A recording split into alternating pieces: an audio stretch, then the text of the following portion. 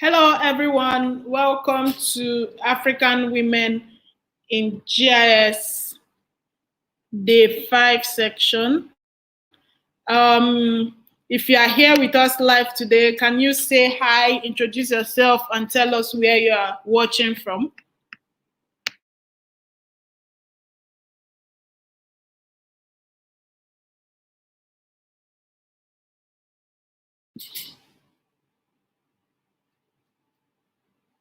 If you can hear me, can you kindly respond on the comment section? Um, Tell us where you're watching from. Hi, my name is Nena. I'm watching from Yola. Yes, thank you, Olajide. We can see you. Welcome to day 5 of African Women in GIS.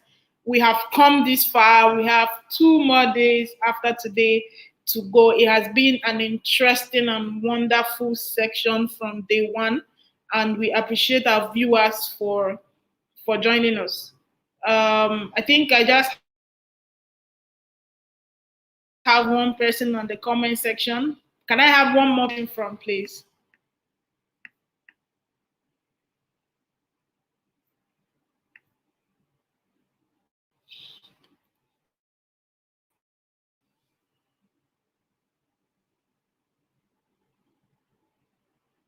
Hello, thank you. Thank you for joining us from South Africa. Thank you for joining us from Kaduna.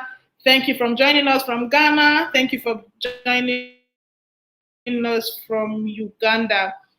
Thank you. Thank you for joining us from Uganda. Hi, Junie. Okay, I think we have a lot of people joining us from South Africa. Thank you for joining us from Cape Town. Welcome to day 5 of African Women in GIS 7 days masterclass training. So today we are going to have a very beautiful and lovely section. This is day 5, and we are going straight into buffer analysis.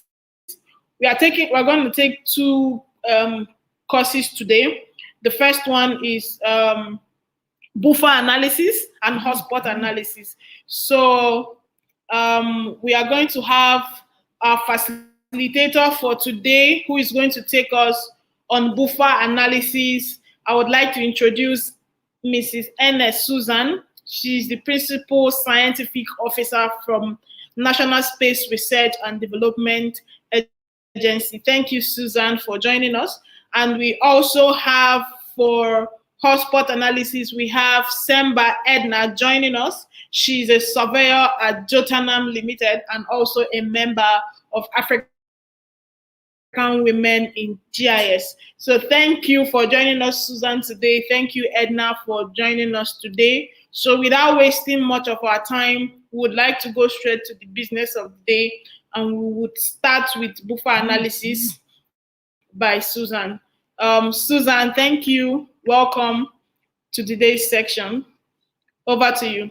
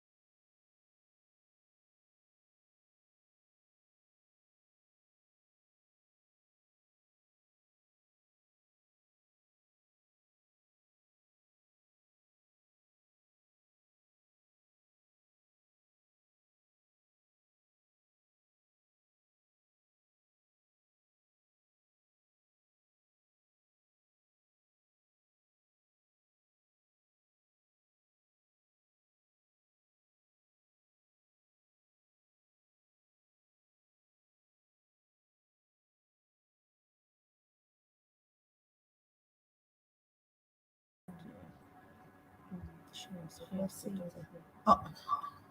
Hello. Hello. Can you hear me? Oh. Okay. I think I will start again. My name is Susanna Jonye, as earlier introduced by Nina, and I welcome you once again to the African Women in GIS Capacity Building Training. I want to believe that you have been enjoying the classes and you've been equipping yourself with good knowledge of GIS analysis. This evening, very quickly, I'm going to be introducing you to buffer analysis. And as a preamble, I would just like to say that in our everyday life, we are involved in one mode of or manner of buffering. For example, maybe in your parking lot at your respective offices, you find out that lines are drawn. That's a type of buffering, because you see you're not expected to exceed those limits. And even in our homes, bring it down to the home. You see where you set your TV, or for your children, you put a border for them not to exceed particular areas because you want to protect them.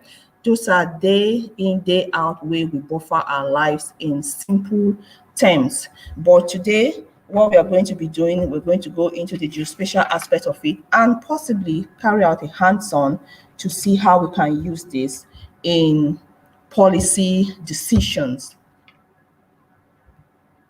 So what is spatial and geographic data? All features within the axis of the Earth are referenced, and such features such as the everyday objects and physical phenomenon that we reference and are seeing are example roads, transmission marks, different kind of buildings. They are identifiable and synchronized with their unique X and Y coordinates, and that defines them. Our spatial data sets are primarily defined as those which are directly or indirectly referenced to a location on the surface of the Earth. And this data, like I mentioned, describe their location and their shape and the different examples that we have. This is just a representation of what the different spatial data that we have is. I think from day 2 or so, the facilitator introduced you to different data types, and I know by now you will understand what they are, but this is just to remind you that we have the points, we have the line, and we have the polygon. And the points data is usually 0-dimensional because you just take a point and that's all, and you can represent data types such as school and hospitals. And the line is unidimensional, and that's because it has a beginning and an end. It's a vertex. It's just a line. You carry out digitization a few days ago, and you must have been taught this. And a bi-dimensional data representation can be a polygon, and that has an opening and an end, but in this case, it must close up. It must complete a cycle. While a tri-dimensional one can represent an object, any object. It takes its form from an object. Like example, we have a building. So those are the different spatial data representation that we have.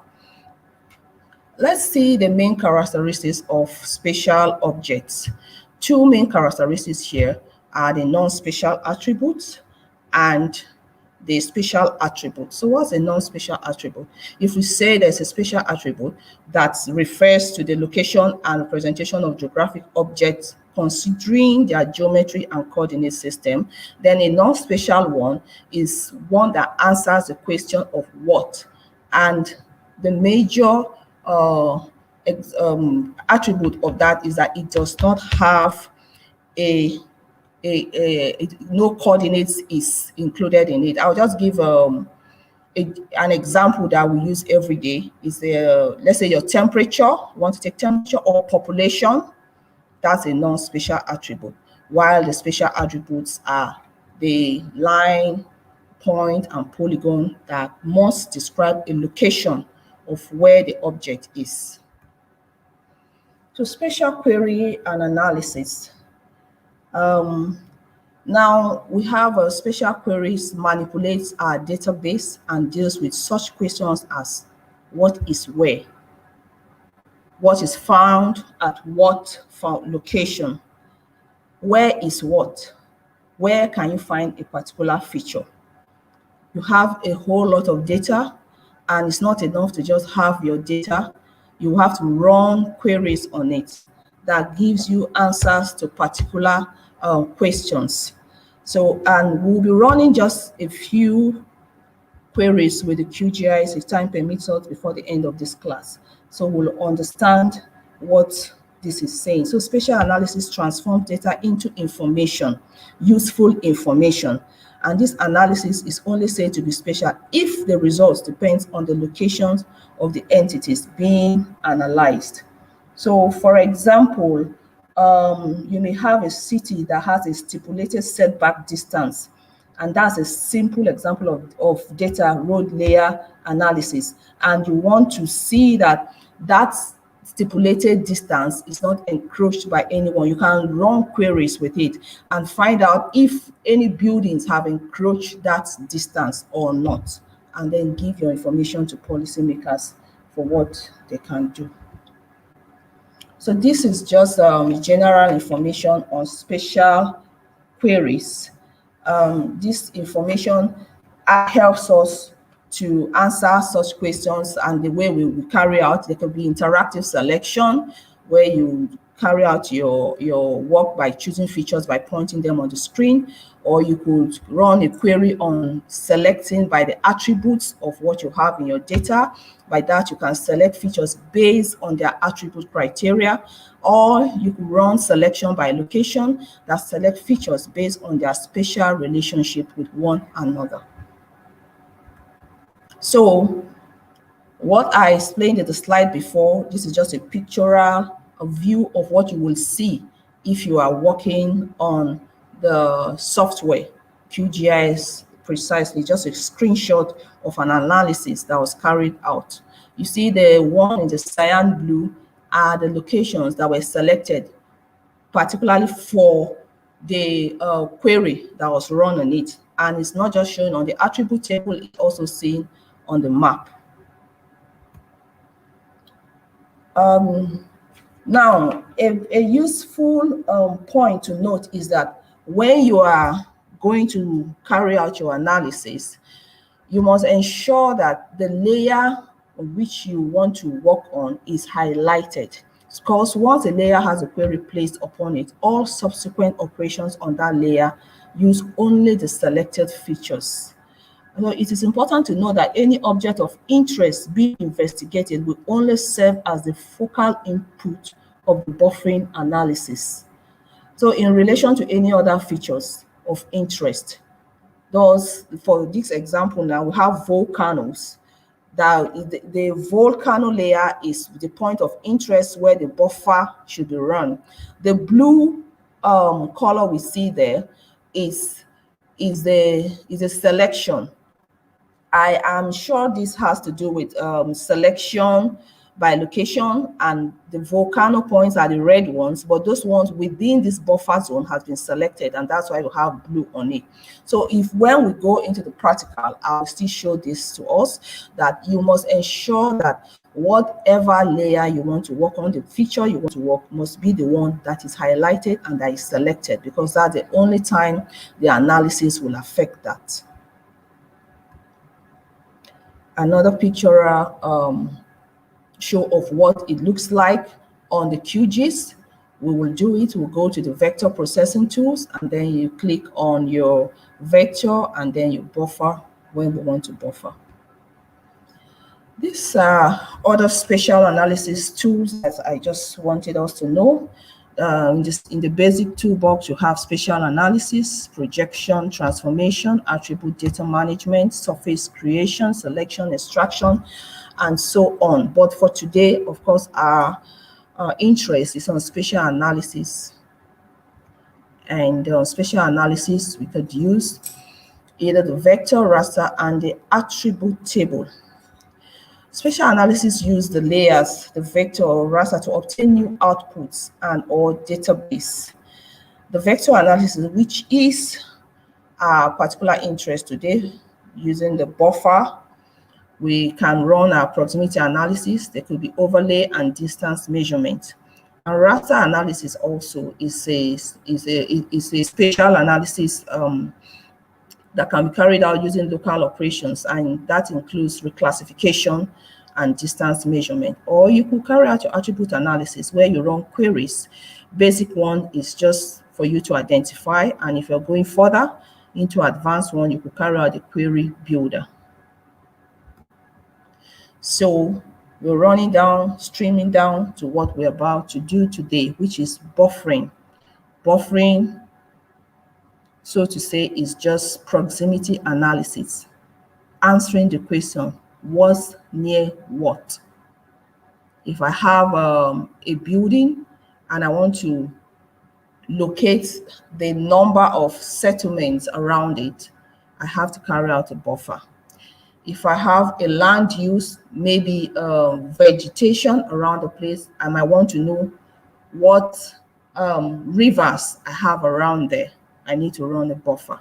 So buffering creates buffer zones by measuring straight line distances from selected features. And these features, you can run a buffer around a point data or a line or a polygon. So I can run a buffer around the building. I can run a buffer around a canal, which will be represented by a line. I can run a buffer around polygons, which will be represented by vegetation. So appropriate and accurate outputs depend on same measurement units. That's to say, when you run your buffer, you have the distance from that point to all ends of the buffer is going to be equal. So I'm not going to run a buffer on a building and then to the south I have 50 meters, or to the west I have 150 meters, and to the north maybe 75. It's going to be equal. If it's 50 meters buffer, then it's going to be 50 meters buffering to the right, left, and all round. So that's how buffering is done. This is another example, a pictorial example of how a buffer has been done around the proposed new development. Now, the red box we have there is just an example of a proposed development, and maybe a town planner will want to know how many houses are within 500 meters of that proposed development. All you need to do as a GIS analyst is to run your buffer of 500 meters using the proposed layer as a point of interest. And when you run it, you can run your analysis to know the number of buildings that are around that place, and you give your informed decision to the urban developer. See, this is the further pictorial explanation of what I mentioned about the distancing from different data points.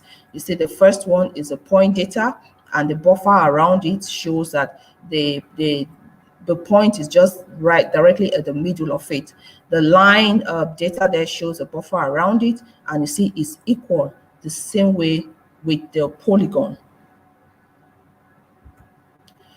Another pictorial show of creating buffers using the QGIS. You will have to input your layer, the particular layer you are interested in buffering. If it's a road, then you input your road layer. If it's a vegetative land, you input it, and then there's a distance you need to choose, and the unit you want to use, be it in meters or kilometers, and then you run it. So let's see a few applications for buffering. There's so many applications, but we'll just discuss a few of them here. Delimitation of protected zone around features. You know, defining buffer zones along river streams to restrict urban development. There may be standards set by the government, maybe in your country or in your environment, that this particular river should not be encroached more than maybe just a hypothetical distance now, 50 kilometers. And how do people know how to keep up to that law? You run a buffer around it, and when the buffer is run, you will know where people are not supposed to encroach. And maybe after a while, people have relaxed their guards and have forgotten, and maybe they built things around there, you need to run another buffer and to see those who may have encroached, and then you give them to the appropriate quarters. So urban developers need buffering a lot. So you create restriction criteria for the location of, maybe you want to create it for of an industrial site based on buffers along conservation areas or river streams or residential areas. And another example is defining areas of influence. Let me speak as an entrepreneur at this moment. Maybe you want to locate a new business center and you're wondering, what will my turnover be like? As a GIS analyst, if you're asked that question, I think the number one thing you should do is to find out the kind of data that you have available. Population data will be important for you, and you need to know the location, the proposed location of the place. And if you run a buffer around it, considering the fact that most people will not walk more than 2 kilometers because they want to patronize a particular shop. So maybe you want to run a buffer of 2 kilometers, assuming that most people around that vicinity would patronize this new business center. When you run that buffer, you will run your analysis to estimate the number of people and the buildings there and the population to give a proposed patronage level to the entrepreneur. So you see, buffering work is something that can be used in urban development, in business, even in location of a school. You want to locate a new school, you want to know how many students will the school have potentially. You can carry out the same analysis like you did for the entrepreneur. And how about hospitals? You want to locate a new hospital, or the government is intending to locate 5 new hospitals in the local government, and they already have hospitals there. Why don't you run a buffer around the existing hospitals and see the number of households that already already have hospitals close to them, like a 2 kilometer walk to them, and the ones who do not even have at all around there. That buffer is going to help you give optimal utilization of the resources that are available, and decisions will be made without being biased. You can tell precisely that this location would need this new hospital far more than point A. So you are not basing your decision on political will to say, okay, because the governor comes from this side, so the hospital should just be located here. You make informed, intelligent decisions. Okay, this is also another application, just the same way as the delimitation of protected zone areas around the features. What I explained earlier, you use a GIS spatial analysis using buffer to identify riparian land use. You buffer around it and you overlay with other the data, and you can make your informed decision. Just a good pictorial example of the definition of areas of influence. The example I gave for the school, or for a new for a location of a new business center, or even for a hospital.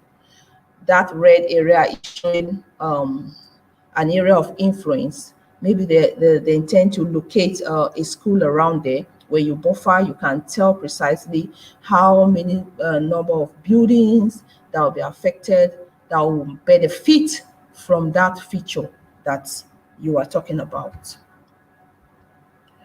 And proximity analysis.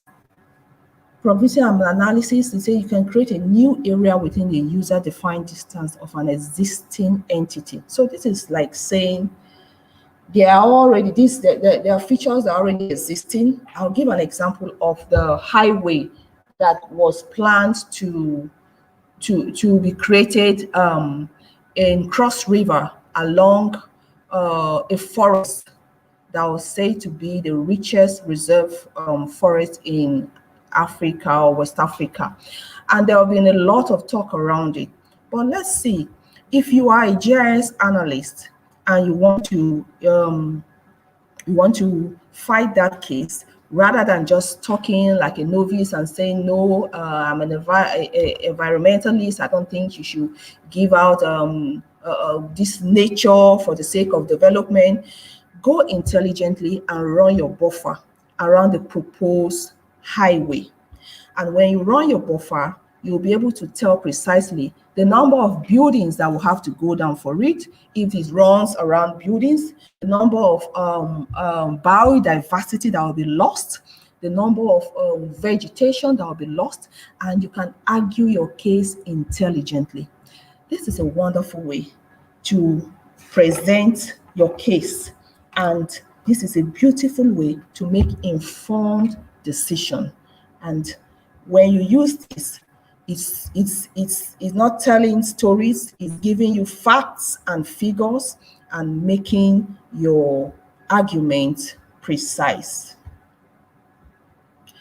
With that, I've come to the end of my presentation on buffer analysis, and I hope that you learned something beautiful this evening before we go to our hands-on briefly. Thank you for listening.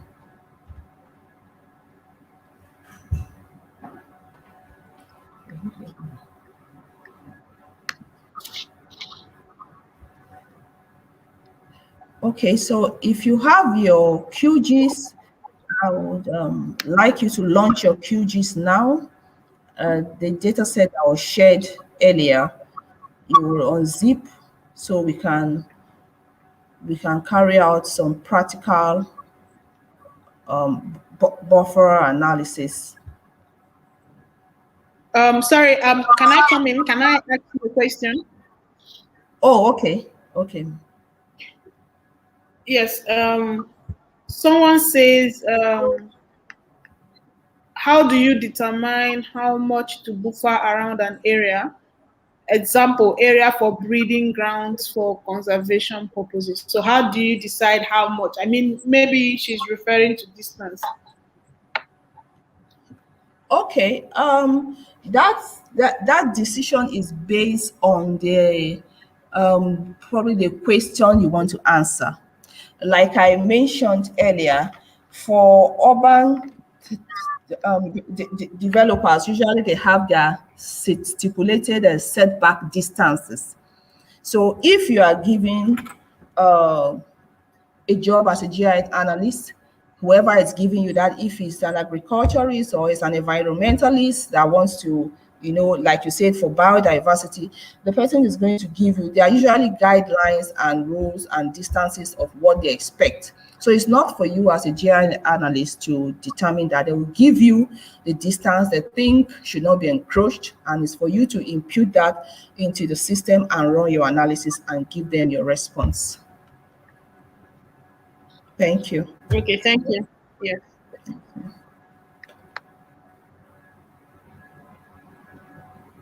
Okay, so can we go on with the hands-on now? Yes, please. Okay, so I hope you have your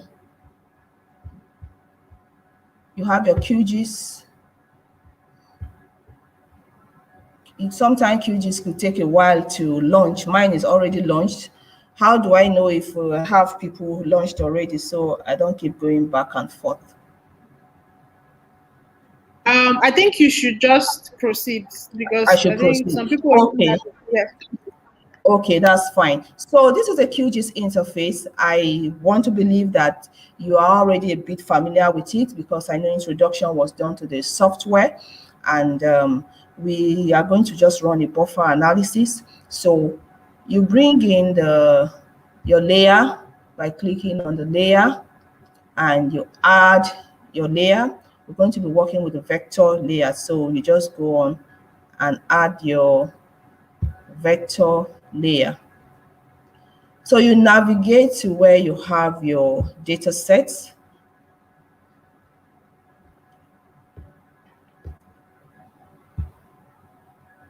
I have mine here already. We will be bringing in first the community here.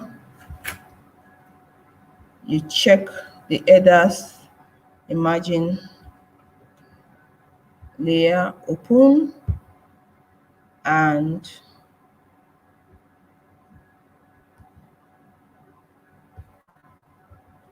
add. You have add here. If you have your interface hidden like this, all you need to do is to place your icon there, hold down, and you can shift it, because I know some people may be having that problem. And when you have this, you just add.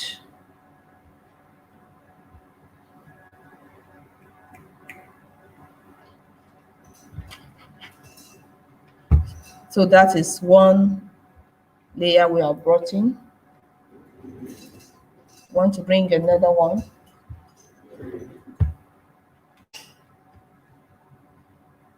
You go back and add your buildings. Open and add. Okay. We need another layer for analysis. You go back a step, click on your canal and add again.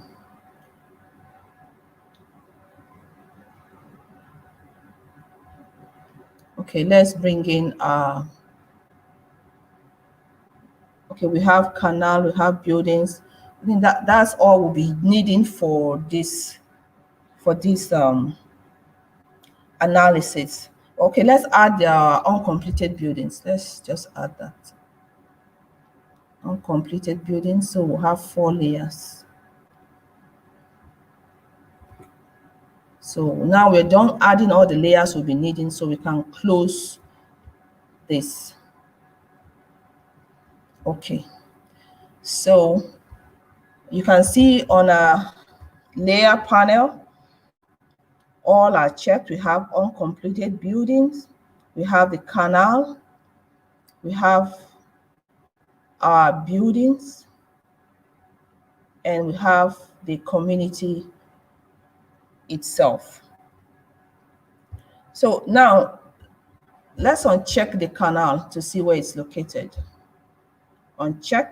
When you want to uncheck, you just move your cursor to the box beside the layer. You can see my cursor is running around it. Now when you uncheck it, you can't see it anymore. When you check it, then it becomes visible. So you can make a layer visible or invisible by checking and unchecking the layer. So that's the canal, and this is a community. We want to run a simple buffer around this canal. Like someone asks that maybe how do we know the distance to run? For this one, we are deciding that we want to run a buffer of 50 meters around it, because we are assuming that maybe if there's a flood, how many buildings will be affected when a 50 meter flood distance happens. So as GIS analysts, how do we answer that? Let's run the buffer first. And by running the buffer, you go back to your toolbox. You go to processing on your toolbar, processing. Under processing, you see your toolbox. Click on it. When you click on it, your processing toolbox opens and you have different analysis tools there. What we'll be using for buffering is the vector geometry. Vector geometry. So you click on vector geometry and you find many other tools open. Just below the vector geometry, like number 6 or 7, you find your buffer. Click on buffer. You double click on buffer. Double click on buffer and you find a dialog box. This dialog box provides you with different things to input. We have your input layer. Now we want to input the layer that we want to buffer. When you click it, you're going to find the different layers that you have on your QGIS layer.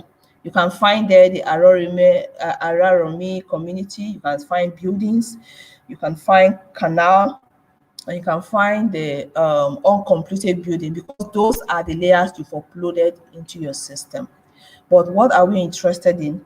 What do we want to buffer? What's the polygon data set we want to buffer around? So it's canal. So we click canal.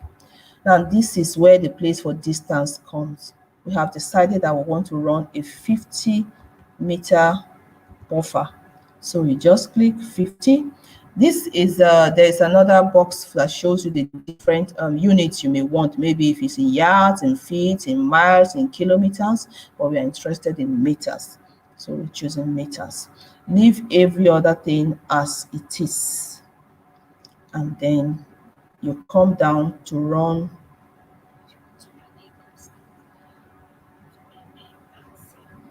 Okay, and maybe you want to rename what you are working on. You can click in the box the icon is showing, and you can save it to file to another location, and you can rename it. But in this case, just for training purposes, we are not renaming, we are leaving it as buffered just as it is. Maybe you are carrying out several analyses, and you may have buffer canal, buffer house, buffer this and that. So not to be confused, you may want to rename and give it a specific name. But we are using just this because this is just one that we are working with. So you run, click your run. Your log shows you if it's been executed. This is showing that execution completed. You can see from your layer, a new layer has been added. That is a buffer that you just ran. Go back to your dialog box and close.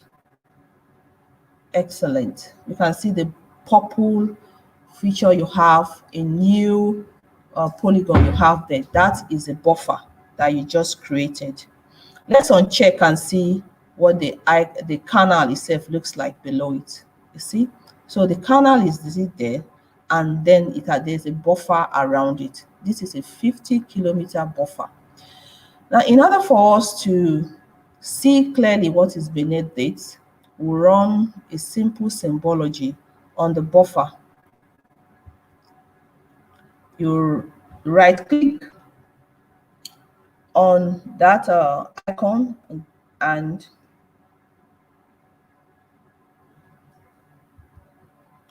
you right-click and you go to Properties. When you come to Properties, there's Symbology. You may not come straight to Symbology.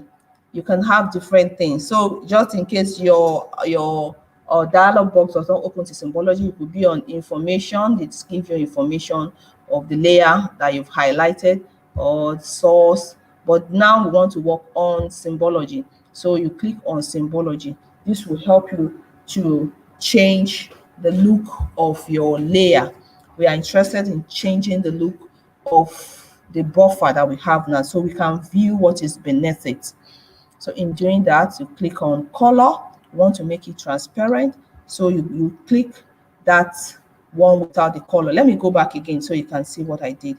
Click on color, pick the white one that is transparent, and we also want to run an outline around it so we can see clearly what is going on around it. So I want to choose an outline of red. You may choose blue or green or whatsoever. You may choose whatever color that you want to do, or cartographically what suits the analysis you are carrying out. Okay, so let's apply the changes we've made and see what it looks like. Beautiful. Now we have that.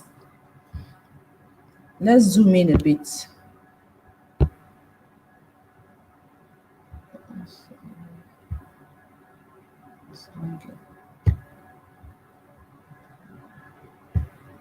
Okay.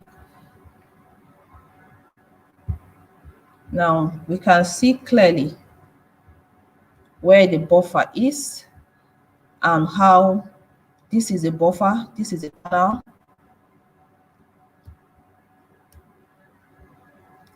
That's the canal, and that's the red outline that we choose. So now, if I ask you, or let's say an urban developer comes to ask you as a GIS analyst, how many buildings will be affected if there's a flood that covers a 50-meter spread occurs around this canal? You shouldn't go counting the buildings, 1, 2, 3, 4. No, because you can see the line. This, we're going to run a simple analysis to show how we can determine that just at a few clicks. So let's go further to run a query.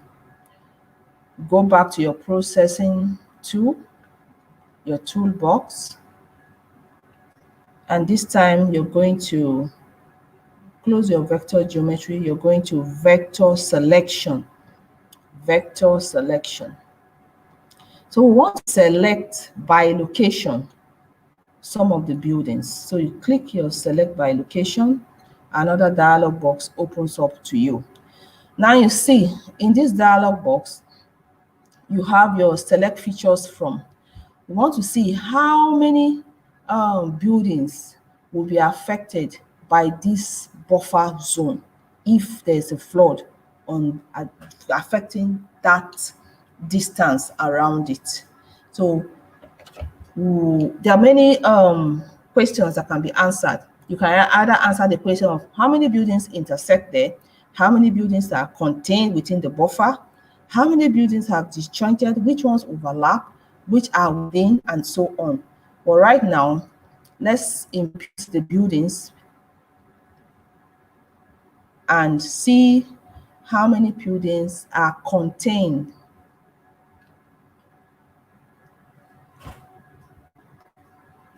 How many buildings are contained within that buffer?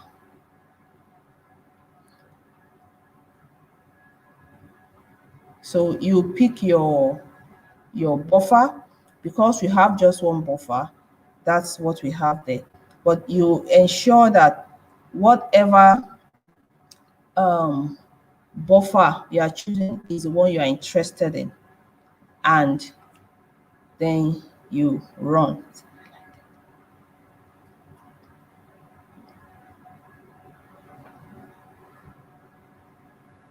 Let's see what we have.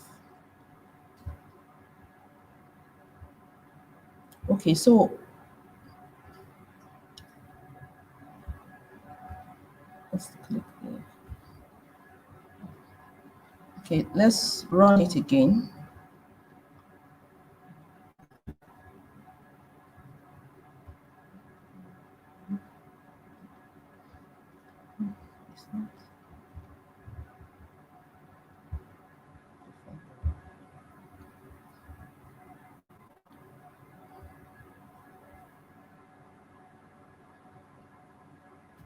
Contain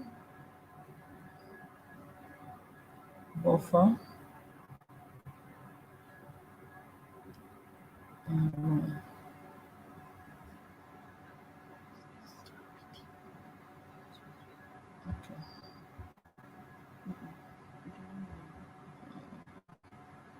Okay, let's try another one.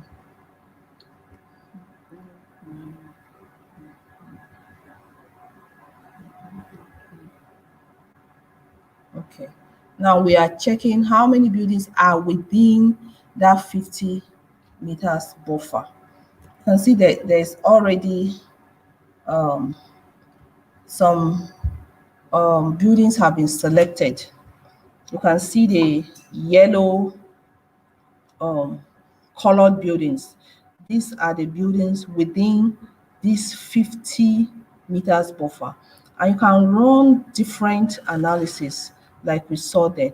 Now we want to see the exact number. I want to see the exact numbers that were actually selected. Let's check the attribute now. You right click on the building layer and come down to your attribute table. You click on it. This is the attribute. You can scroll down to look at it. Now, we have a total of 338 buildings, and you see the ones that have been selected is 49. 49 have been selected. That means 49 buildings will be affected if there is a flood from that canal covering about 50 meters. Can you see how precise this is, and neat and clear? So if you scroll down, you also see the exact buildings that were selected. If they were given names and addresses, you can particularly locate them, that these buildings are within this location, and this is what may become of them if this happens. You know, if you remember, we saw on my slide a screenshot that showed something like that, showing your attribute table and also your display picture showing the selection. So that's how to run a buffer and also to query your buffer to give informed decisions. Thank you very much. We will be stopping here for this evening, and an exercise will be given to you later for you to practice and to show that you have understood what has been taught and that you will apply it. Thank you and have a good evening.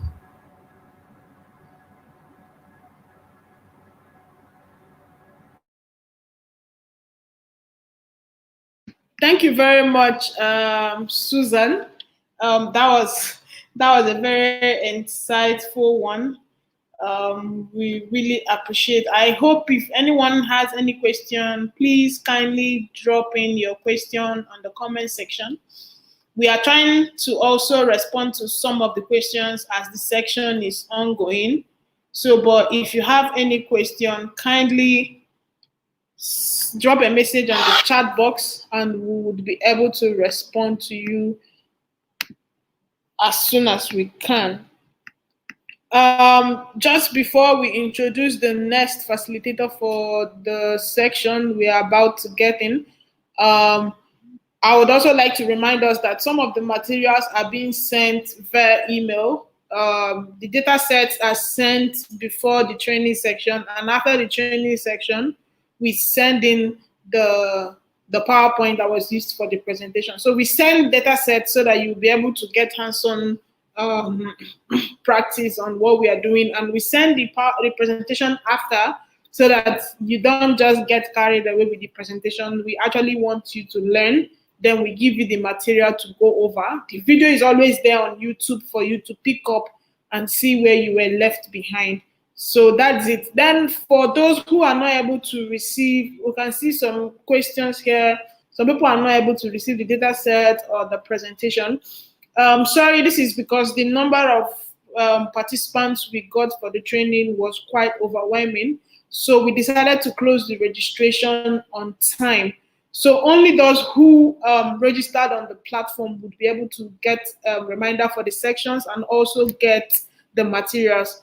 But we have tried to see how we can adjust this situation. So now we have opened back the registration form again, because the challenge is at the end of the section, we won't be able to reach out to all of you, even those who are participating that couldn't register won't be able to reach out to you for your certificate or for the assignment. So we have decided for that purpose alone to reach out to each and every one of us. We don't want to leave anyone behind. We have decided to open up the registration again. So please, I will be sending the link on the comment section. If you have not registered, kindly register.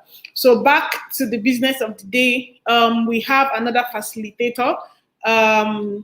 She's Semba Edna. She's a surveyor at Gotanam Limited and also a member of African Women GIS. She's going to take us on hotspot analysis. Thank you very much, Edna. Over Hello, good to you. evening, Nana. Yes, good evening. Good evening, guys. Thank you for joining today's session on hotspot analysis. So, before we start this session, we have to install a Python repository. So, I think that's what we should do first before I start. So, I'll be sharing my screen now. Sure, go ahead. Yeah, I'll be sharing my screen now. So, the first thing we do is we'd have to install that. It's the steps are shared. The steps are shared in this document here. We are supposed to follow all these steps before we start our hands-on session in QGIS. So this is what would start doing now. So I believe everybody has this document. As Nana said, it was shared to everybody via email. So what I'll do now is I'll follow these steps one by one. But first, I believe everybody has QGIS installed on their system. So I'll just start from step 2. So I'll stop sharing the screen now and I'll, I'll, I'll get into it. So the first thing you do is you hover down to your local disk, that's this one here. And when you click on it, you click on program files. When you click on program files, you click on QGIS 3.16 or QGIS, depending on the model. Let me use the word model, or depending on the version you have installed. So when it's open, the first thing you do is you see this batch file. You see types of files. So there's a batch file called Windows batch file. So you click on the Windows batch file, you right click on it, then you run as administrator. Then a pop-up comes up, then you click yes. It's supposed to take you to your Windows control commander. So when you are there, you see Windows slash system32. So now what you have here now in that preparation document, that's the step written there where you're supposed to write py3 underscore env.bat. When what you can do is you can copy and paste here. When you've pasted it, you press enter. So when you press enter now, what this is trying to do now is, like I said, we are trying to install a Python library. That Python library now is what is going to help us to carry out our hotspot analysis. That's the beautiful thing about QGIS. For the fact that it's linked to Python, we have access to a lot of Python libraries that we can use to write plugins to help all this analysis run faster instead of doing it manually. That's you start doing everything by yourself. So when you've done this, the next thing is you're supposed to copy step 3F from the document, and then you paste it in your command prompt and you click enter. Now for this step to work, you need internet connection, so it's going to run. So what it's doing now is it's trying to install the PySal library. That's what it's trying to do. Now this PySal library now is the Python Spatial Analysis Library. So in my own case now, I've already installed it. So when you've done this now, it installs, like it downloads. I think it's about 20 something megabytes. So after the installation, it will tell you installed. Then after the installation, you can close your command prompt. We have done step 2 and we are good to go. Then step 3 is to download the data, but I believe the data has already been shared to everybody via email, so we are good to go on that. So the next thing we do now is now I'll be sharing my screen for for my presentation, because I think once we have installed PySal, we're good to go. So I'll start the presentation now. So welcome guys to this session of today's workshop. Now I'll just give a brief run through of what hotspot analysis is. I'll use an example. Now, when we do population studies, or when people from the population commission come to your house and they collect your data and everything, that's a form of spatial phenomena. Spatial phenomena in the sense that they are taking counts, but those counts are by location. During like COVID-19 data too now is by location. So when we talk about spatial phenomena is basically things that occur that you can relate to location. So now hotspot analysis is a spatial analysis and mapping technique interested in identifying clusters of spatial phenomena. These spatial phenomena could include epidemiology, that's the study of diseases. In 2020 has made everybody to know COVID-19. So when you are monitoring COVID-19, that's epidemiology. Criminology, that's crime data. When you have places that you know, okay, in this place people steal, they jack cars from here and a lot. Economics now, house prices. Archaeology, where you have all these old where they find things. Then wildlife biology, places where you can find wildlife population, like I already explained. Now, the data involved in this kind of analysis, like I said, has to be tied to a location. That is, it has to be of geospatial nature. Then hotspot analysis is used basically for only vector data. You can't use hotspot analysis for raster data. And the data you use in hotspot analysis should always be in a projected coordinate reference system. I don't really remember the name of the speaker per se, but I know this was day 2. If I'm not being mistaken, day 2, somebody spoke about, I think it was Omo Onola that spoke about coordinate reference system. So now when you carry out this hotspot analysis, there are 2 things involved. You either have a hotspot or a cold spot.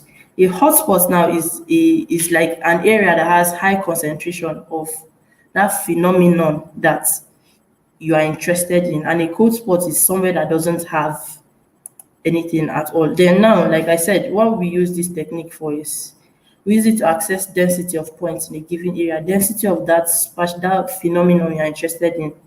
Then now, for this your analysis to work, those points or the data you are using has to be aggregated to polygons.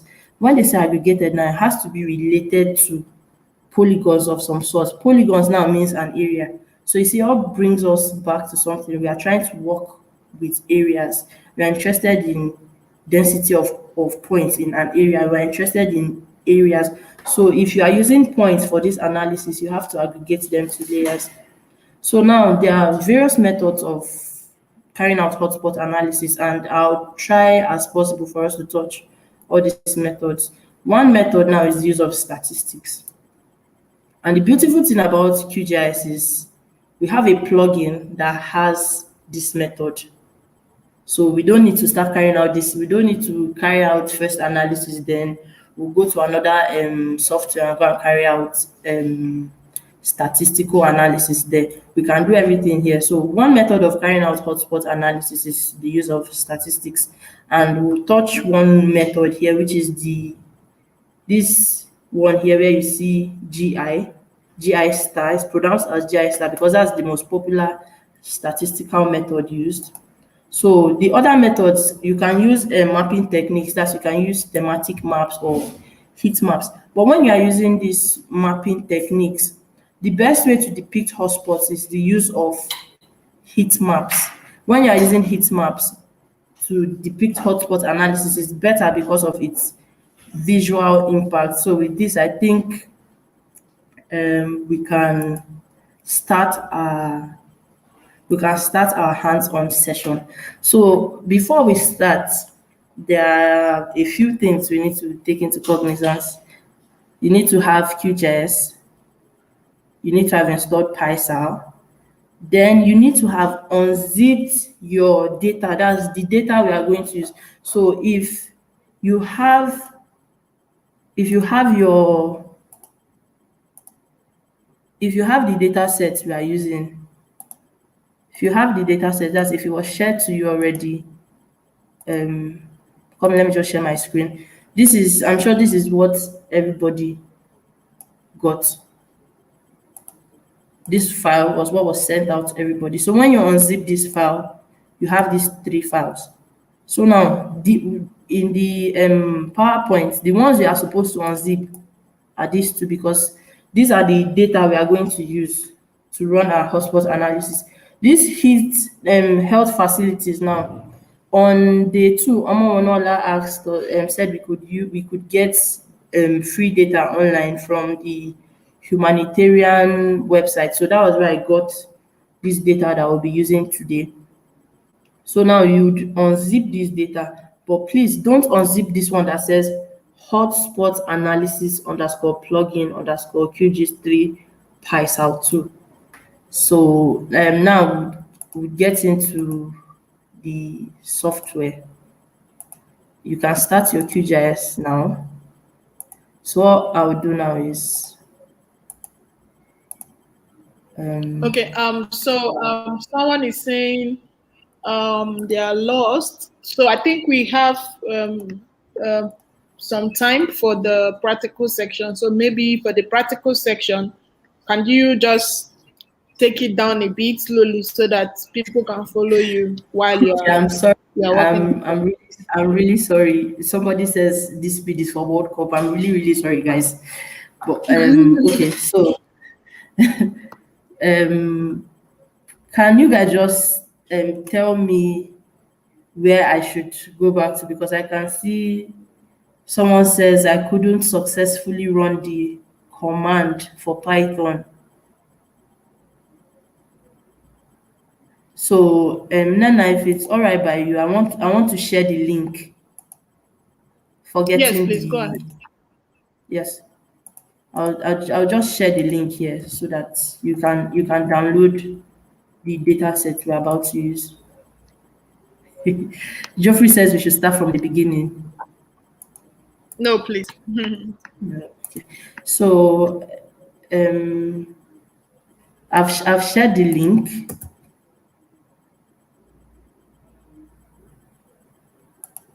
So if you click on the link, it's a Google Drive link. You just download the 3 zipped files you can see.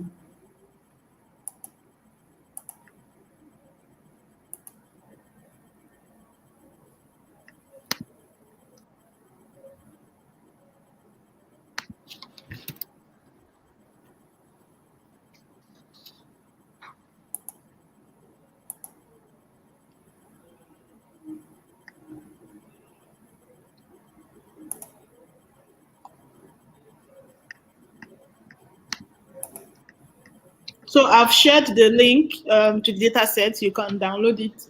For those who don't get the presentation and the data set before the training sections, can you kindly register again if you've not, and we'll send it across to you. I'll drop the link to the registration form soon. Okay. So guys, for time's sake, I'm going to redo the installation of the PySal library. I'm just going to do a quick rundown. So if like Nana has said, even if you don't follow, this video is going to be on YouTube for you to always refer back to. But I'm just going to do a quick rundown again. So I'll be sharing my screen again.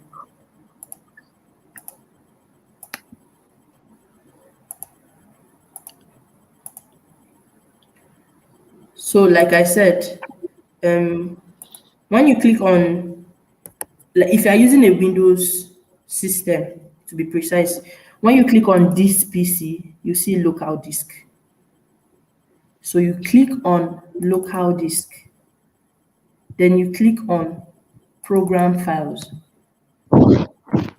So when you're on program files, you just click on, you double click on QGIS 3.16 or depending, or QGIS 3 point whatever, depending on the version you're using. So when you click on it, there are a lot of files there and folders. So the particular file we are interested in is this OSGeo 4W batch file. You see it under file type, Windows batch file. So all you do is you right click on it and you run as administrator. A pop-up comes for to open your Windows command processor. You click yes. Then it brings you to your Windows command processor.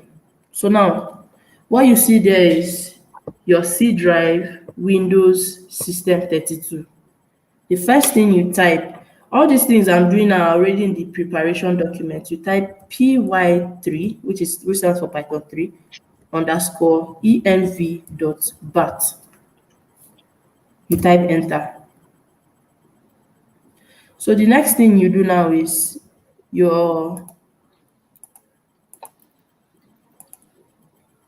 from your preparation document,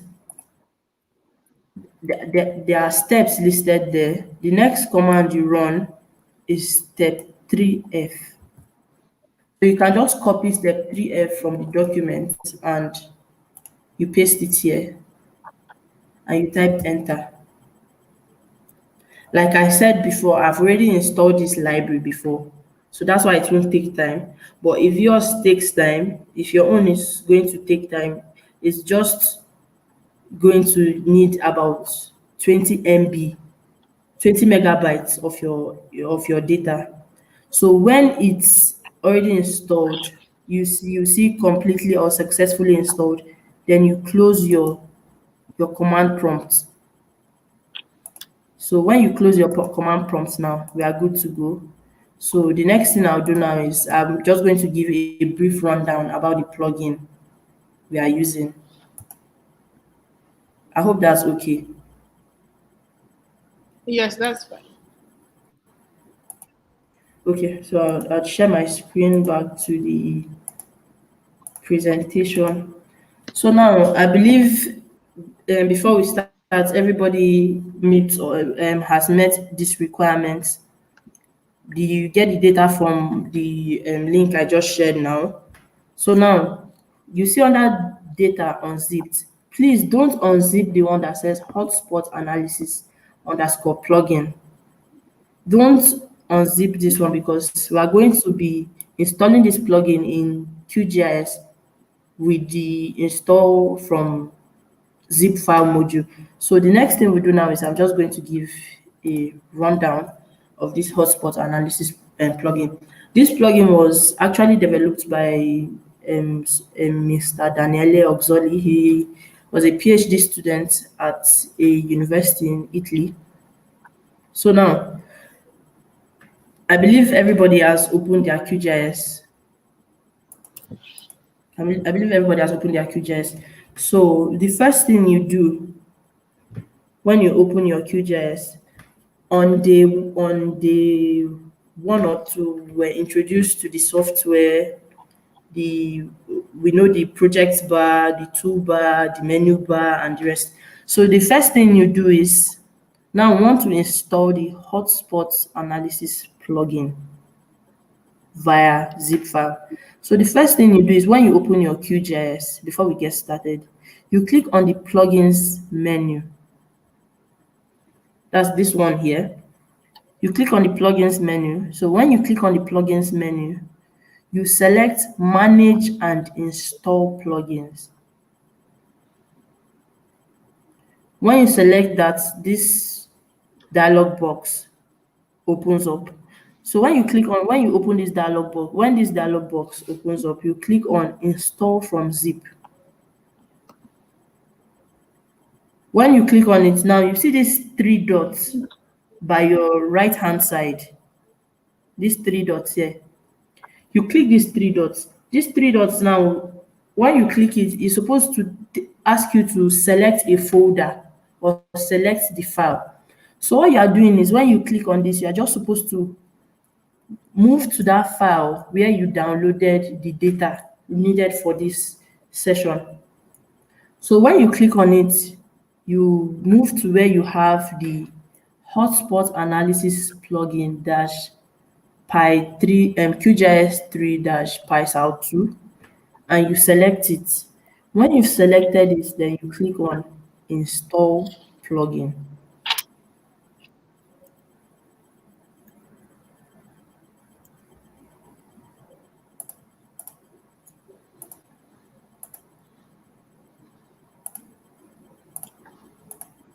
So now I've opened my QGIS now. So I'm going to do it with you. So first, on our menu toolbar, click your plugin, manage and install plugin.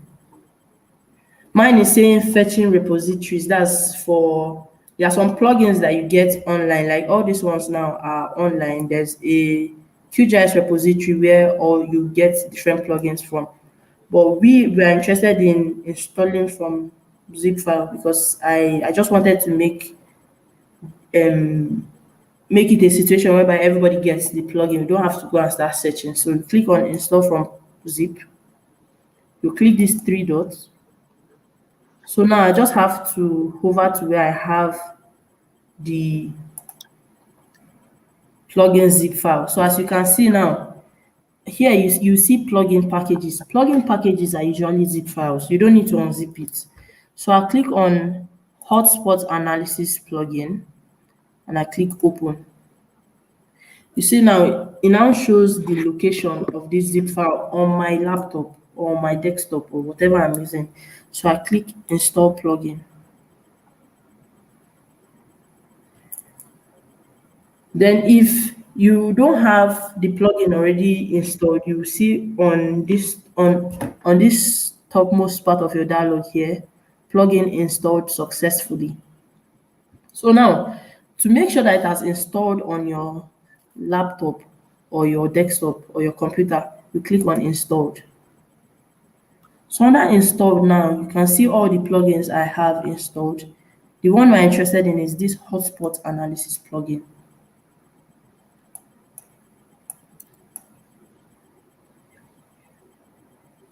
So I hope, okay.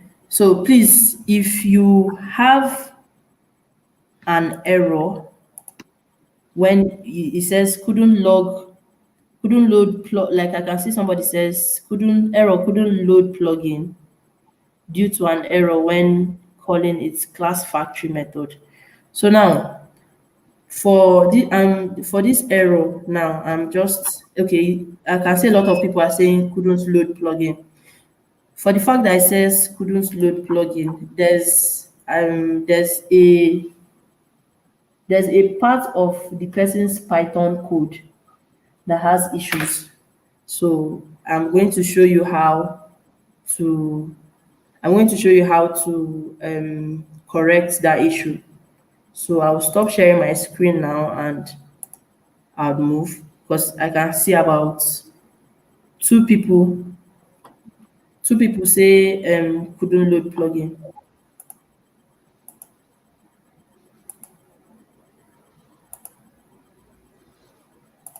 So now what you need to do now is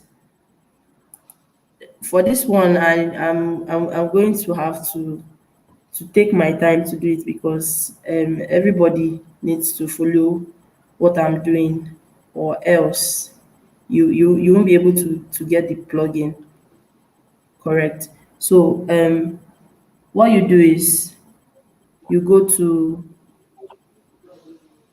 the same way you open your local disk, then you go to users, then you click on the name of your desktop, whatever the name of your desktop is, like mine is my name.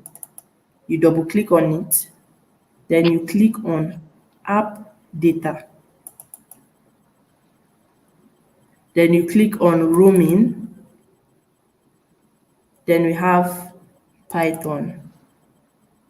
Then you click on Python 37, site packages. So what we are interested in is our PySal code. So you open your PySal code. You see this Python file here, this one. You right click on it and it says edit with IDLE. Everything here is okay. So move to the next one, the same thing. So it means our PySal code installed. Okay, so the next thing we have to check now is our plugin. So what we do now is you move back to your local disk again, users,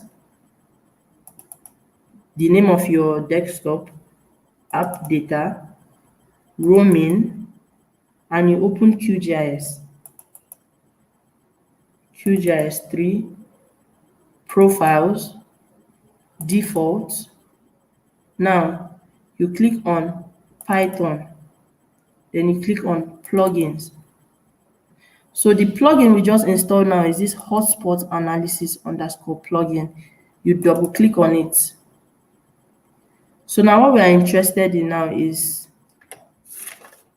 we're interested in this file right here, this one here that says hotspot underscore analysis Python file.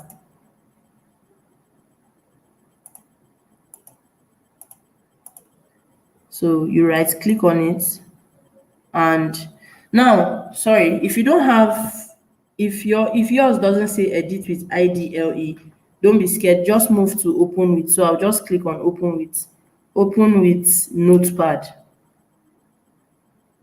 So I'm just going to make this big.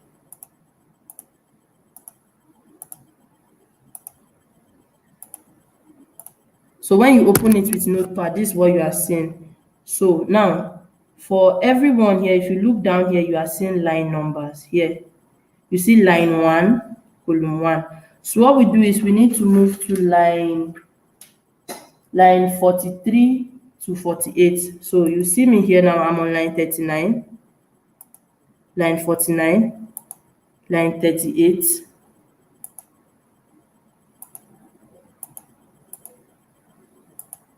line 43. So what you do is you here on your line 38, you put hashtag. That's to show that it's a comment. Then we move to line 95.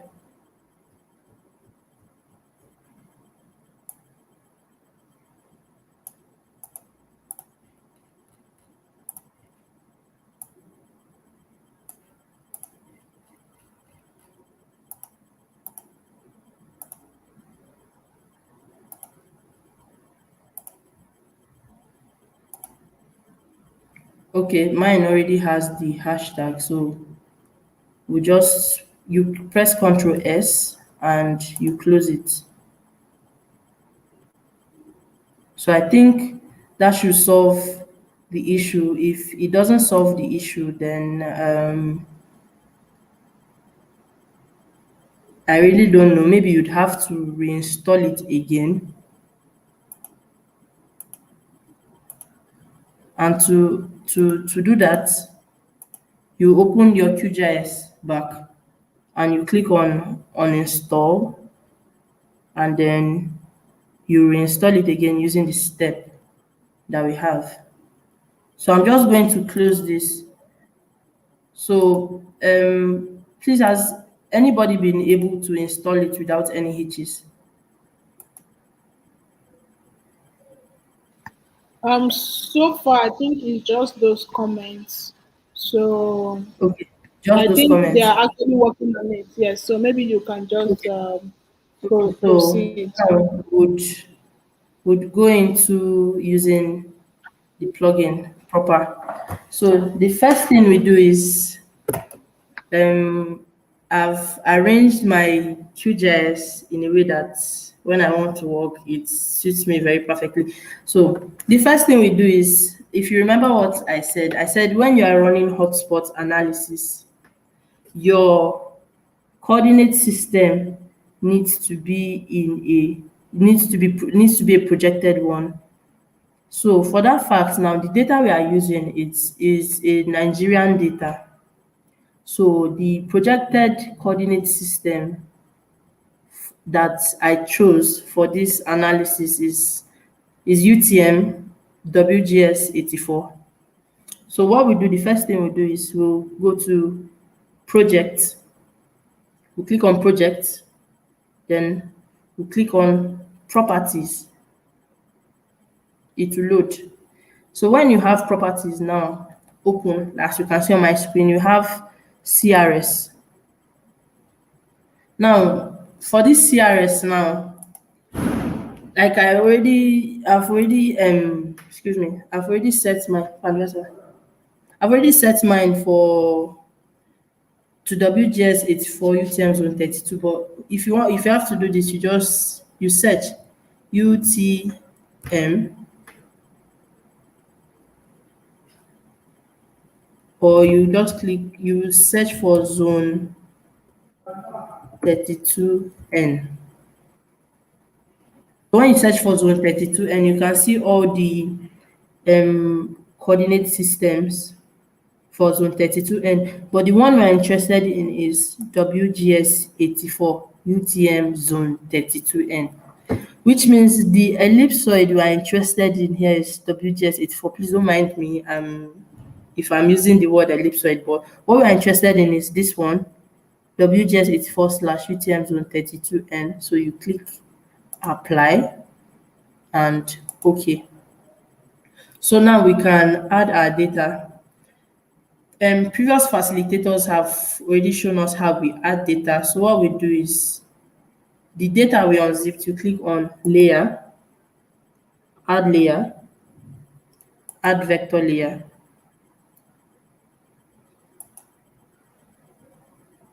So the first data I'm going to add my boundary data. And the boundary data we're interested in states. Like I said, we are working with health facilities. So I'll click on the shapefile, which is this one. I'll click open. I'll click add. Now, as you can see here, the layer has been added. So I just click this layer back now. I want to add the health facilities. I'll click on this. I'll move back to health facilities. I'll click the shapefile too. I'll open it. I'll add it. And I'll just close. So this is what we have now. So you see, for all these points we have now, this is a spatial phenomenon. So this is the spatial phenomenon we're interested in. We want to know, okay, we know the location of health facilities all over Nigeria. Okay, we know where they are. So now, like the very first facilitator, I'm sorry if I'm not calling anybody's names. I'm not good with names. But the very first person that gave us the rundown of what GIS is, when you collect your data, you find your data, you do everything, you process your data, you always have to do analysis. So that's the part we are on now. We are going to carry analysis on this data that we have. So I hope everybody is following. So now that we've added, now that we've added our data, the first thing we do is I would open the attribute table. So I'll just give a rundown of what we're about to do. So you just click here, attribute table. And I'm sorry, let me just close it. If it doesn't open that way, you right click it, open attribute table.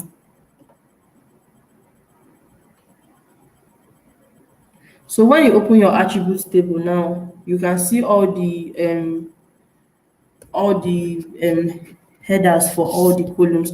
We have ID, we have name, we have functional. This is to know the ones that are functional and those that are not functional. The type of health facility it is, the category, the local government where it's located, accessibility. Then now, if you scroll down, you see weights. These weights now, I took the liberty to already calculate it, but I'll show us how we calculate weights of each point. So this weights underscore cat now is our weights by category, and this one now is our weights by functionality. Like now for category, see we have primary health centers, we have dispensaries, we have medical centers, we have federal medical centers. So now for each of these category, we need to carry out analysis for specific categories. Then we also need to carry out analysis for specific functionalities. So what we'll do now is I'll just close this and we'll get right into hotspot analysis. So now we've loaded our data. The first thing we do is we need to calculate our grid. And to calculate our grid, what we do is you click on processing, then toolbox. So when you click on processing toolbox, you can just search create grid. So I'll double click it to create our grid. Let me just reduce the size. Let me just move the data. So to create our grid now, what type of grid are we interested in? We are interested in creating a rectangular grid. So you click on rectangle. So our grid extent. Now, why are we calculating this grid?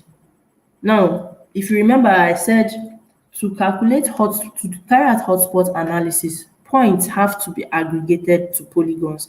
So now, for each of these points, we want to aggregate them to a square on our grid, or to a particular location on our grid. So the extent we'll be using now is we want to use, you click here, calculate from layer, you click Nigeria health facilities. It even shows you the coordinate system is in. So now, what is the horizontal spacing of our grid? This is where you come into action now. The one for what I want to choose now, everywhere in Nigeria now, for every 5, what I want to do is for every 5 kilometers in Nigeria, when you move, what is the possibility of finding a health facility? So I'll just click here and I'll change this to kilometer. I'll change this to kilometer. Then our horizontal spacing, I want that to be 5 kilometers. Vertical spacing, I want that to be 5 kilometers too.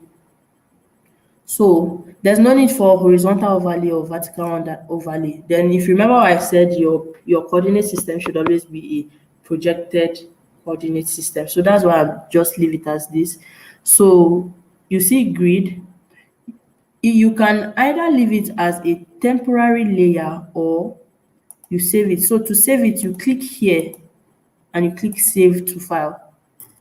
So I just move to where I have my hotspot analysis data saved, and then I'll rename it as 5 kilometer grid, and I'll press save. Then I'll click on run.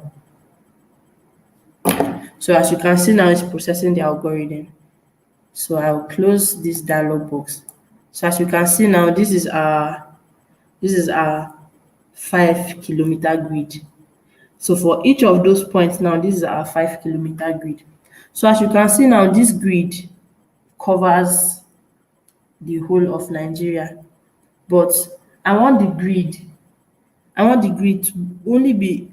to follow the shape of Nigeria. So what I would do is I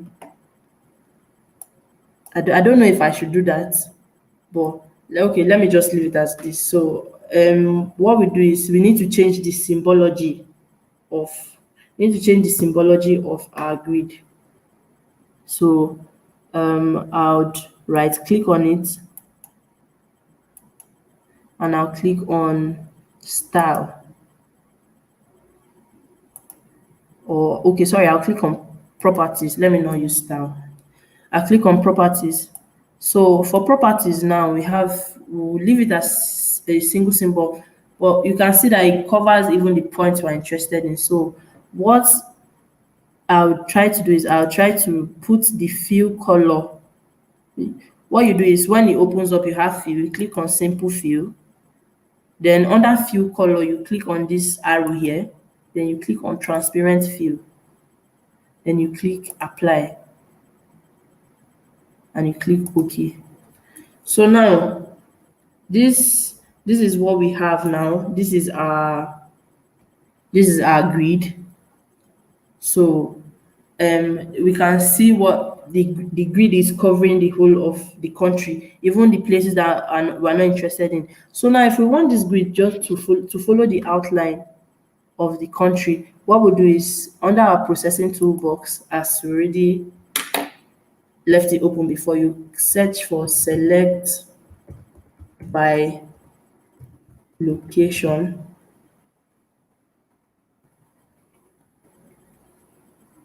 Yes, the Susan used this, if you remember. So we'll click on select by location, we'll double tap it.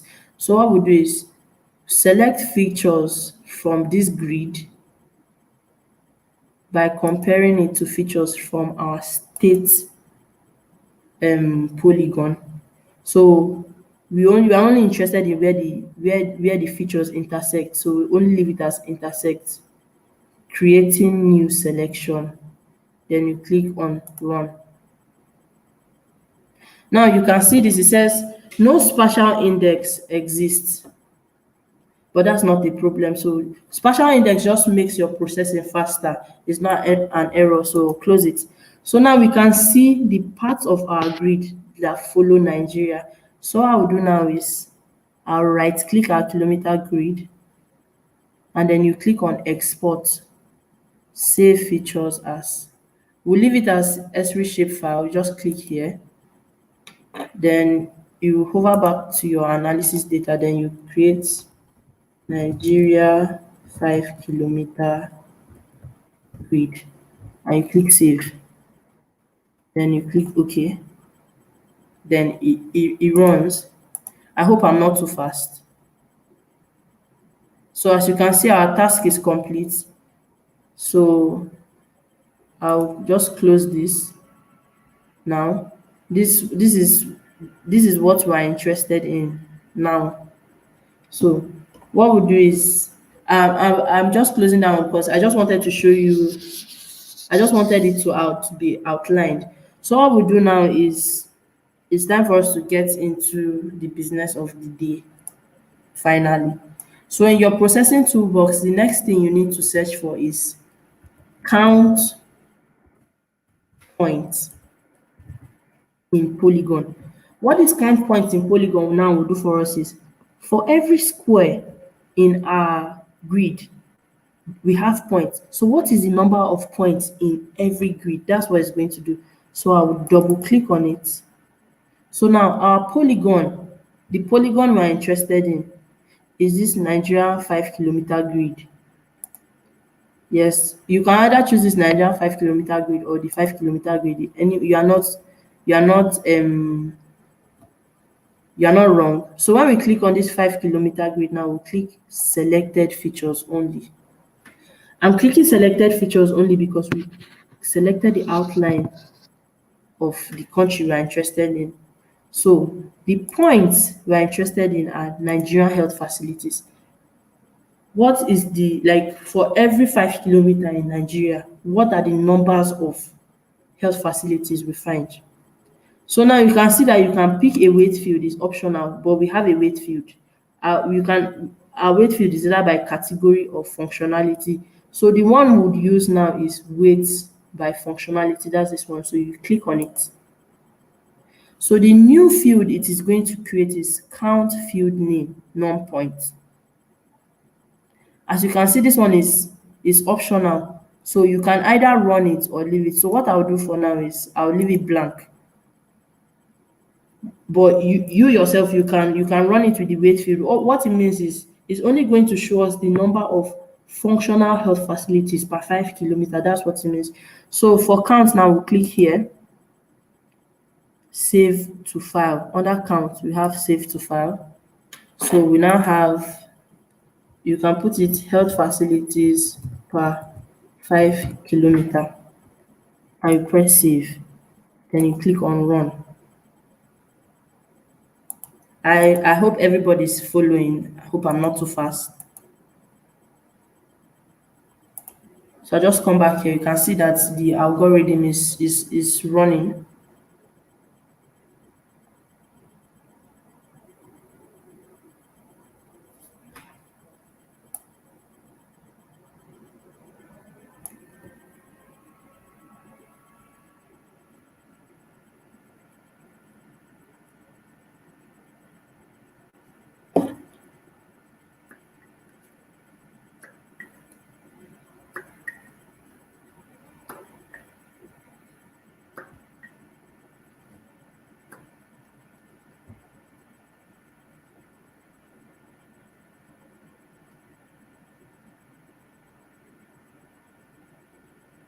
Guys, please, I hope you guys too are we are in sync. Hope I'm not too fast. Yes, you can proceed while we wait for comments. Please, if you have any challenge or if you'd like us to go back on something, can you kindly comment on the comment box? If you have any challenge whatsoever, please kindly comment. We are here for you. Thank you.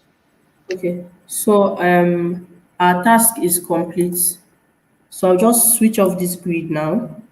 So now you can see that this is this polygon that we have now. I'll just switch this off, and I won't switch off our points for a reason. Now, this final polygon that we have now shows us our, like, it has our count. That's the count of health facilities per 5 kilometers in the whole country. So what I'll do now is, for us to be sure of what we've done, we'll right click on the new data we just generated. That's HF per 5 kilometers. So we'll right click on it. You go to properties. So when you're in properties, you click on symbology. So in our symbology now, what we want to click on, we click on where it says single symbol, you click on it and you click categorized. So when you click on categorized, the value we are using now will be our norm point. Norm point now is the number of health facilities per every 5 kilometer grid we have. So our color ramp, you click on, you can either leave it as random colors, but what I want to do is I don't want to just use random colors, so I'll click on color ramp, and I'll click on this one that says magma, and I click classify. So this is what it shows you. Why to show it? To show you, and I click classify, I can click apply. So where it says symbol here, I click OK. Another click on it. Where it says simple fill, I give it a transparent fill and I apply. So now, and I click, I just move this aside so we can do a little bit of our analysis. So now, with everything we are seeing here, the ones with the lighter colors, based on our color ramp, the ones with the lighter colors are places with a lot of health facilities for every 5 kilometers you move. So I know a lot of you are not conversant with Nigeria, but I'm just going to give a rundown now. This place here now, this is Lagos. So we can see that Lagos is one of the places with a lot of health facilities. This around here should be Katsina, but that's just that. So that's because we use categorized. So another one, I'm going to run it again. It's graduated. Graduated now is going to give us like a list, like percentage. So I click on graduated, and I have norm points still selected. Then under mode, I put equal interval. Then this is what we're having. So I click on 5 classes, that's okay, and I just click on OK. So what I will do now is I'll switch off the points. So I'd Still go back again. We'll still go back to properties. I want to make the layer to be very light because we're about to do an overlay. I want to overlay it with OpenStreetMap so that we can zoom in to see those places. So I'd move this opacity to 50% and I'll click OK. So you can see it becomes very light. So to add OpenStreetMap to our data, we'll click on Web, Quick Map Services, OSM standard. So you can see now we have our overlay. So if I zoom in now, and sorry, I just click this now so we can see the colors. This light color, it means this part of Lagos has about 155 healthcare facilities. This has about 39 to 78. So if we just move now, all it shows is most of the state capitals are the ones with the most number of health facilities. We couldn't decipher this before with the number of with the points we had as health facilities. We couldn't decipher this before, but with this and little analysis we've done, we can see that as we move in, we have towns. Then all these ones that are black, if you move 5 kilometers, you won't see any health facility. That's what it means. That's why we have all these black grids. So if as we move, so from this now we've been able to carry out visual analysis with the visual analysis, yes, using mapping techniques. But now we want to use for this layer we just generated. Now we still want to carry out statistical analysis. What you do before is you extract, you just copy this and you do your statistical analysis and in another software. But with this plugin that we have installed, this Hotspot Analysis plugin, we can carry out statistical analysis. So what you do is you go to plugin. That's if you don't have it here. It's yours might show here or yours might show here. So mine is showing here, and this is the Hotspot Analysis icon for the plugin. So I'll click on it.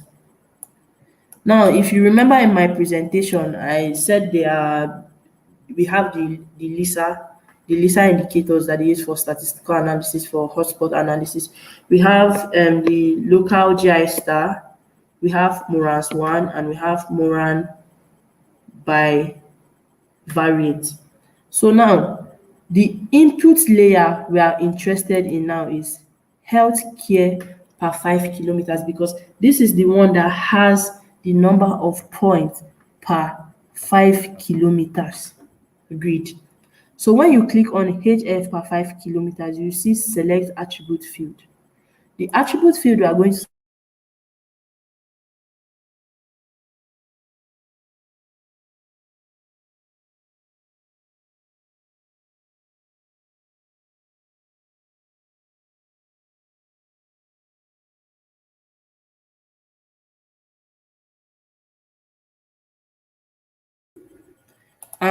sorry for the break. I lost power. So what you see, you click on none points. So when you click on none points, now we are good to go. You don't need to correct any other thing here. So we just leave this. Then for our output shapefile, you click browse. Then you move to the folder where you are saving all your data. Then we put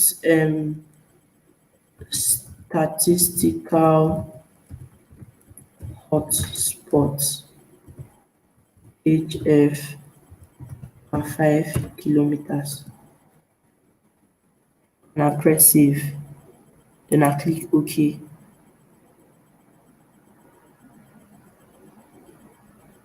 So you can see this, it means the processing is going on. Doesn't mean anything, it just means the processing is taking place. So as we wait for it, like I said, we have two methods basically. We have the first method, statistical method, and we have using mapping techniques. I just showed you one aspect of using mapping techniques, and then we have gone into statistical analysis. So the next one I will do after this one is heat maps. That one won't take time. So we just wait for this to complete its processing.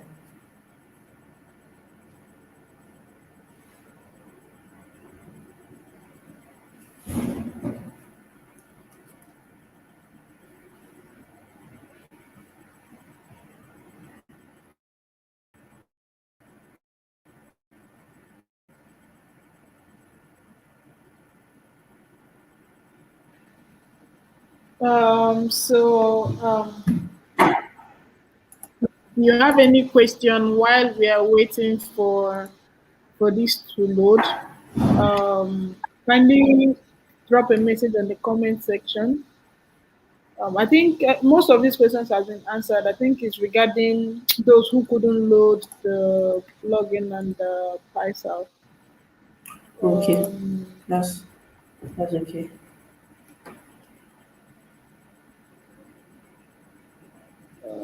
Okay. So as you can see here now, it says file is generated successfully. Distance used none. We didn't use any distance. I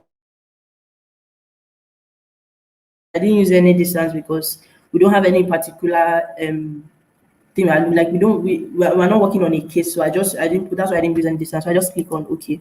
So now I switch this off. So this basically now tells us our hotspots.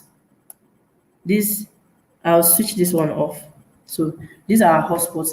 As you can see now, all these places here are hotspots. These are the places with at least, these are the places with health facilities for every 5 kilometers you move. So if I zoom in around, you can see every time I zoom in or zoom out, you see the OSM layer. So if I just switch this off now, please just bear in mind this red place, this place covered here. That's around here. So if I zoom in, you can see that that's Lagos. If I switch it back on again, you can see it means all these places here we have we have health facilities here. That's if you move around here, from here to here measures about 5 kilometers. If you move in these 5 kilometers, you must find a hotspot. All these places are not significant. That's why they are white. They're not significant. If you move here, you must find a hotspot of health facilities. So, guys, this is one way of carrying out hotspot analysis. So, what I'll do is I'll switch this off, and then I'll switch back on our data. So for this one now, the next thing we are going to do is we are going to use our heat map tool to carry out analysis here. And to do that, there are two ways. First one, you right click your Nigeria health facilities, you click on properties. Now, where you see single symbol, you click on it and you click on heat map. So we are going to have a heat map now. Where it says radius or whatever, radius now, if I put it on map units, remember we are using a projected coordinate system. So our map unit here is in meters. So I can now put here, I'll put 250 meters.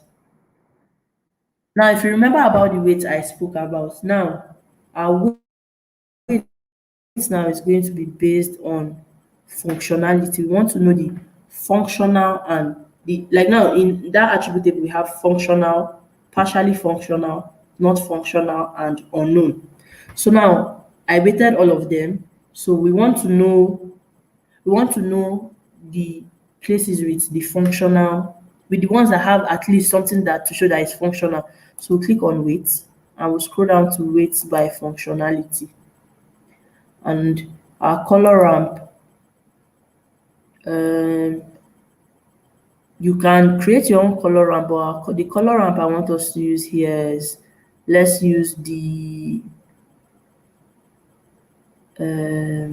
yeah, red to blue, if that's okay. You click on layer rendering, remove the opacity. I'm always moving the opacity because now you see we've overlaid it with OpenStreetMap, so we'll be able to see those areas. Then you click on OK.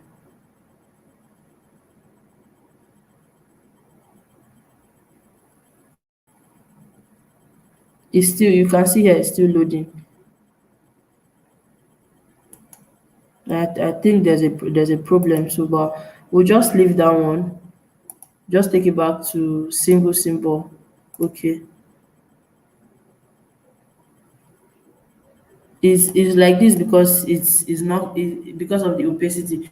So another way of doing those heat maps again is in your processing toolbox, just search for heat.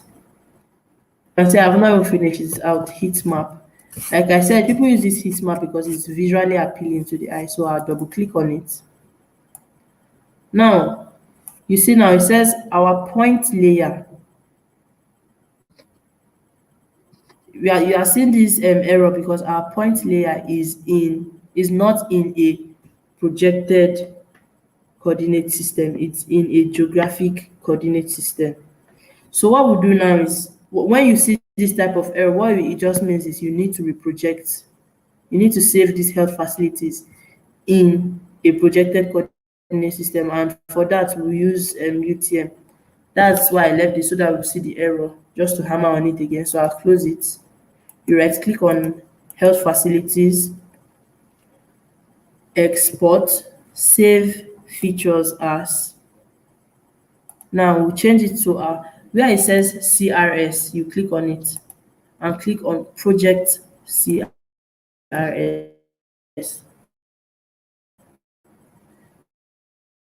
Then you click on these three dots now to save it. So I'll click it is UTN and or health facilities underscore UTM and I'll save.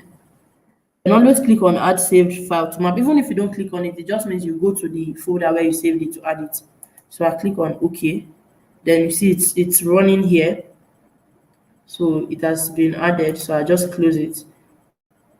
So back to your processing toolbox again, you search for heat map and it opens up, you double click on it.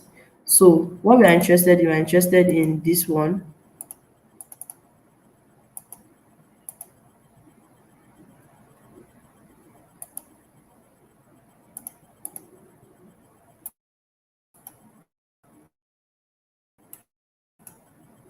Properties, sorry. No, I still saving as information. Okay. Layer CRS. Okay. Click on layer CRS, set to EPSG. So now we can run this again, heat map. So you can see it has been corrected. So save it to put it at 100 meters and you click. I'm just going to leave it as a temporary file because I'm just showing this on an implant show it. So just click on run. So the algorithm will be processed.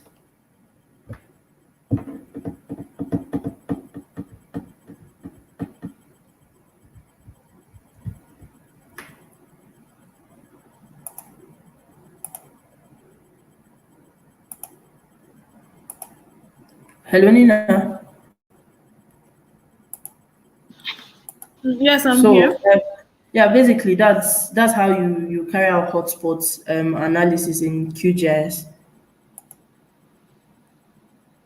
Okay. Thank you very much, Edna. Still back to I can't see questions or comments from our viewers, and we have 6 more minutes to go. I think we can give these 6 minutes to question answering. If you have Yes, please. any question, you can still reach out to us now. We have 6 minutes to answer your question, or send us an email and would respond to that. So today we have covered hotspot analysis and buffer analysis. So I don't know if anyone has any question. Maybe you can drop a comment and we can answer in 6 minutes. So please, tomorrow we are going to go back to, remember we started with remote sensing and image classification. That is a very interesting subject. So tomorrow we are going to continue from where we stopped, and we are going to be dealing with land use and land cover classification for those of us who are really, really eager to continue in the remote sensing. And we are also going to be handling modeling LST tomorrow. Then on day 7, we are dealing with hydrology and watershed analysis and NDVI for vegetation. I think we have really come this far. This is 5 days, and it has been a wonderful section from day one. I myself, I have been enjoying this section, so I really appreciate us for spending time with us. And remember, we are going to give out assessment to all our participants, and we are going to issue a certificate to all our participants, and all of that is going to be done free of charge. We are not charging anybody for this training. Should in case we missed you at some point in any of the training from day one, the videos are always going to be on our YouTube page. So all you have to do is go back to the YouTube page, watch the video. If you encounter any issue or challenge, feel free to reach out to us on our email address, africanwomeningis@gmail.com. Reach out to us and we will answer your queries. We have been trying to answer as much questions, and almost every day we get tons of questions, and we try not to miss out on anyone. So feel free. That is what we are here for. So feel free at any point, even if you have any issues on GIS that is not covered on our bootcamp topics. GIS is very broad, so feel free to also reach out to us, and we would be glad to answer your questions. So, like I said, tomorrow we are going for land use and land cover analysis. So, thank you very much. Someone is saying we'll need to follow up the video. It was a little faster. Yes. I apologize for the section being too fast. We understand, but we are looking at the time constraint. 2 hours is actually quite little to cover most of these things, and we are trying as much as we can to follow, to cover everything we're supposed to cover, and also have you follow us along. So there are two things we have to deal with, and we are glad some people are actually following. Rehema said, yeah, it installed well. Thank you. So thank you, Nehema, for trying that out. So every other person, you can try this out. The data has already been sent out. So try to see if you can install it. Reach out to us. You can Google it. If you have any error, copy the error, put it on the Google page, and you will see 1,000,001 persons with the same issue. So we learn every day. So please don't feel anyhow reaching to us. We will answer. We will need to follow up the video. It was a little faster. Yes, the video will always be on the page. So thank you so much, Susan. We had Susan today, and thank you so much, Edna. We will also have Edna tomorrow. She's going to be taking us on modeling LST as well. So thank you for joining us today. Thank you to our viewers. We would also be sending out the presentation we used today across everyone. So thank you so much.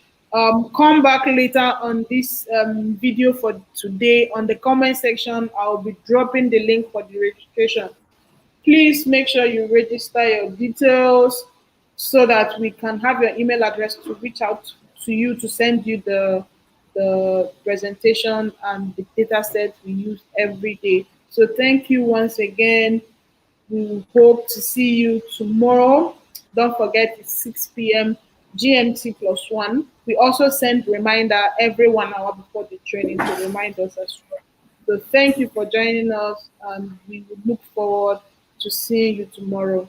Thank you very much, and see you. Please, Bye. before we go, please. Hello. Okay. Yeah, please, before we Yes, go, please. it would be nice if you guys actually try this by yourself, and then when you try it, you try to design the map of what you've tried, and equally share it back to us. Thank you. Okay, thank you, Geoffrey. Yes, I myself am also interested in that. So, for land cover and hydrology, tomorrow we are dealing with land cover, and on Sunday we are dealing with hydrology. So, see you tomorrow and see you on the last day, which is on Saturday. Thank you very much. Bye.